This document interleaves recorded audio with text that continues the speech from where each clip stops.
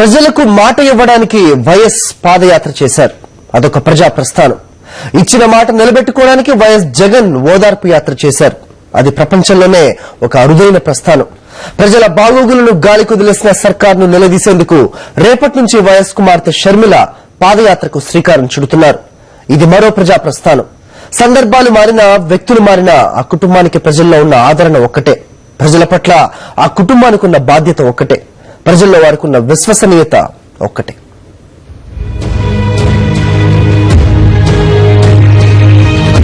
Fee reimbursement పథకం పడకేసింది. పేద విద్యార్థులకు పెద్ద చదువులు దూరమయ్యాయి.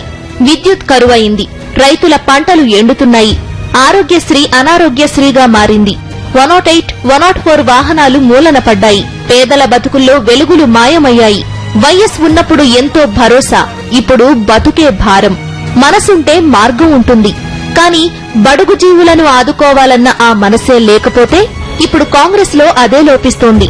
ప్రజా సమస్యల్ని సర్కారు గాలికొదిలేసింది. ప్రభుత్వాన్ని నిలదీయాల్సిన టీడీపీ తనకేమీ పట్టనట్టుంది.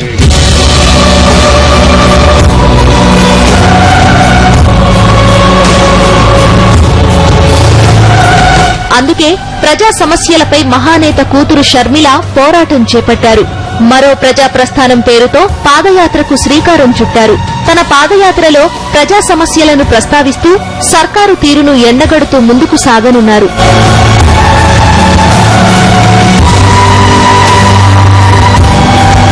ప్రజా సమస్యలపై నిరంతర పోరాటాల్లో భాగంగా పాదయాత్ర చేయాలని జగన్ ఇదివరకే నిర్ణయించుకున్నారని, ఆ బాధ్యతను షర్మిల చేపడుతున్నారన్నారు వైఎస్ విజయమ్మ.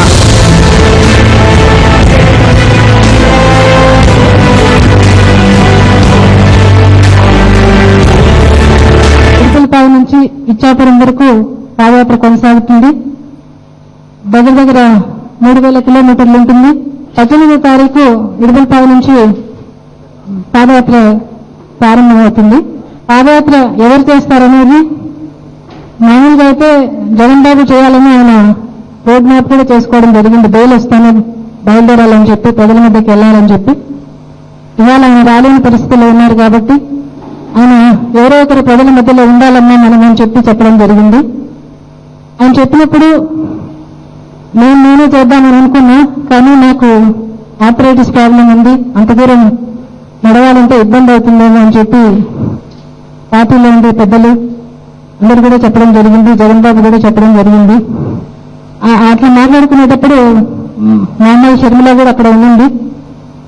నేను చేస్తానమ్మా, అన్న వచ్చిన తర్వాత అన్న మళ్ళీ కంటిన్యూ చేస్తాడు, నేను అంతవరకు నేను చేస్తానని చెప్పడం. జగన్ బాబు ఆయన రాలేని పరిస్థితులు ఉన్నారు కాబట్టి షర్మిలను మొదలు పెడుతుంది. అప్పుడప్పుడు వారంలో 2-3 రోజులు నేను కనిపిస్తానే ఉంటా. తర్వాత అప్పుడప్పుడు భారతమ్మ కూడా వస్తూ ఉంటుంది. అప్పుడప్పుడు పాదయాత్ర కొనసాగుతుంది. ఏ రోజైతే జగన్ బాబు వస్తారో ఆ రోజు జగన్ బాబు దీన్ని కంటిన్యూ చేస్తారు, పూర్తి చేస్తారు. చిన్నప్పటి నుంచి తన తండ్రి రాజకీయాలను దగ్గరుండి చూసిన షర్మిలకు ప్రజల్లోకి వెళ్లడం, మాట్లాడడం కొత్త కాదు.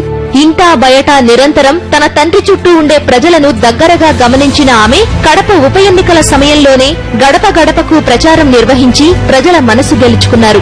మొన్నటికి మొన్న జరిగిన ఉప ఎన్నికల్లోనూ ప్రభంజనాన్ని సృష్టించారు షర్మిల. తండ్రి పోలికలే కాదు, ఆయన ఆలోచనల్ని వారసత్వంగా పొందిన షర్మిల మరో ప్రజా ప్రస్థాన పాదయాత్రతో అధికార కాంగ్రెస్ అసమర్థ పాలనపై, ఆ పాలనకు మద్దతుగా నిలిచిన చంద్రబాబు అవకాశవాద రాజకీయాలపైన ధ్వజమెత్తనున్నారు.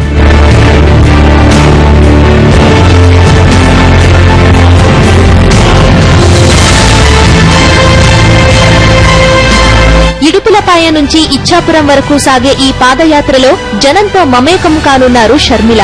ప్రజా సమస్యలపై ప్రభుత్వం అనుసరిస్తున్న వ్యతిరేక ధోరణికి నిరసన తెలుపుతూ నల్ల బ్యాడ్జీలు, నల్ల రిబ్బన్లు చేతికి కట్టుకుని ముందుకు సాగనుంది షర్మిల.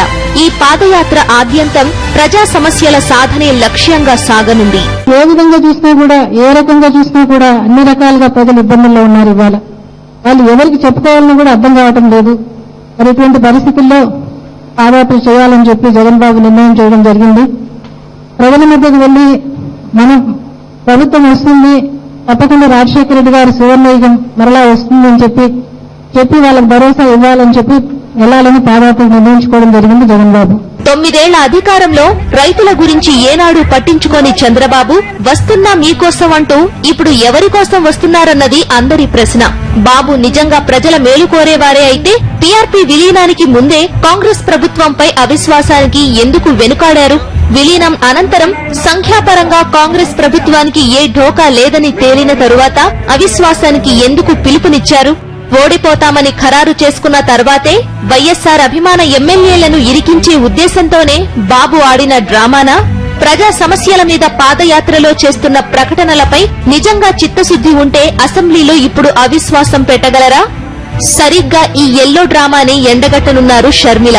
మీకోసమంటూ రాష్ట్ర ప్రజలపై చంద్రబాబు చూపిస్తున్న కపట ప్రేమను షర్మిల ప్రజల సాక్షిగా నిరూపించనున్నారు.